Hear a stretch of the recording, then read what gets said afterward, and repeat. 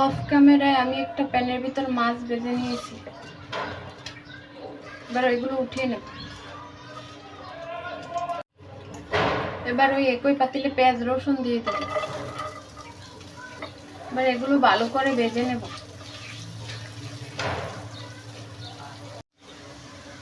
পেঁয়াজ রসুন ভাজা শেষ, এই পর্যায়ে আমি দিয়ে দেবো হলুদের গুঁড়ো, মরিচের গুঁড়ো, জিরের গুঁড়ো আর লবণ। এগুলো দিয়ে ভালো করে কষিয়ে নেব। মশলা কষানো শেষ, এই পর্যায়ে আমি এর ভিতরে আলু দিয়ে দেব।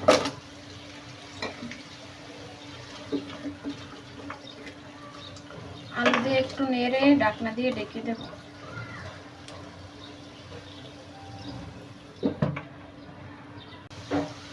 এই পর্যায়ে আলু কষানো শেষ, সামান্য একটু নেড়ে এর ভিতরে আমি দিয়ে দিই। এগুলো একটু সামান্য নেড়ে দেব। এই পর্যায়ে ঢাকনা দিয়ে ঢেকে দেব। এই পর্যায়ে ঢাকনাটা সামান্য একটু নেড়ে দেব।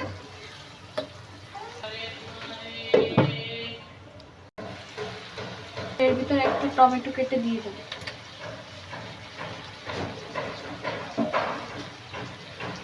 সামান্য একটু নেড়ে আবার ঢাকনা দিয়ে ঢেকে দেব।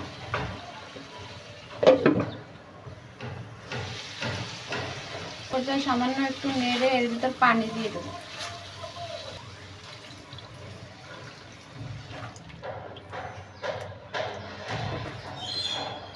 এই পর্যায়ে ঢাকনা দিয়ে ঢেকে দেব।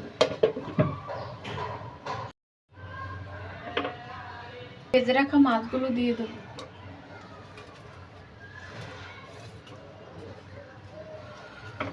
একটু নেড়ে ঢাকনা দিয়ে ঢেকে দেব।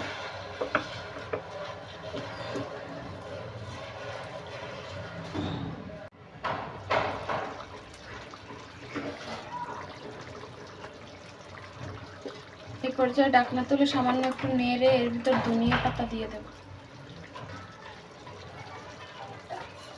সামান্য একটু নেড়ে দেব।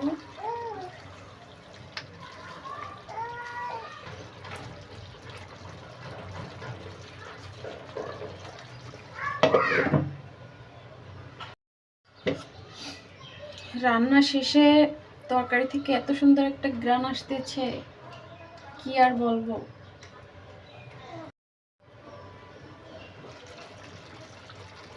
এই পর্যায়ে মাছ দিয়ে সিম আলু রান্না শেষ, এবার আমি চুলা অফ করে দেব। রান্না শেষে তরকারি থেকে এত সুন্দর একটা ঘ্রাণ আসতেছে, কি আর বলবো।